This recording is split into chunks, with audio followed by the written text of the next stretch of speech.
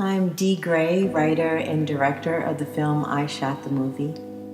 The film I Shot is a dramatization of the gas explosion event that occurred in East Harlem section of New York City on the morning of March 12, 2014. I think that typically when we hear big city explosions or some sort of doom, we have a tendency to make our first stop a terrorist attack or something deliberate set by someone for destruction. So this is how my script began. I've always been somewhat of a storyteller, at least in my own mind, or as my family would claim, I just have an overactive imagination.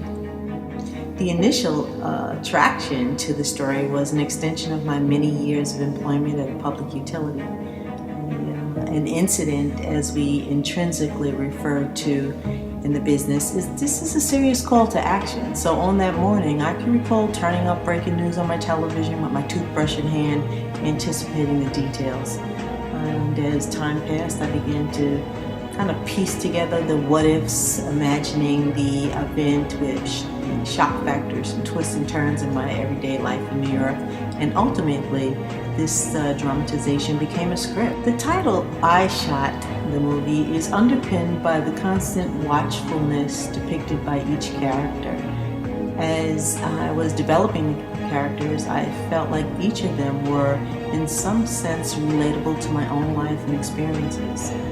Having grown up in the suburbs of Hempstead, Long Island, and Springfield Gardens, Queens, New York, I truly get it, the challenges of assimilating into the dynamics of family life and life situations. So as life would have it, we make do, and in retrospect, it was all for a good reason. It all makes sense eventually. You'll find that each character in I Shot is extremely complex, yet they appear to lead normal everyday lives, like I'd say kind of like our Facebook, Instagram, social media of today. That's why most of these characters are people that we could identify with and justify their daily interactions. The script beckons you to draw a conclusion and justify the disaster. You'll be the one to determine who really did it.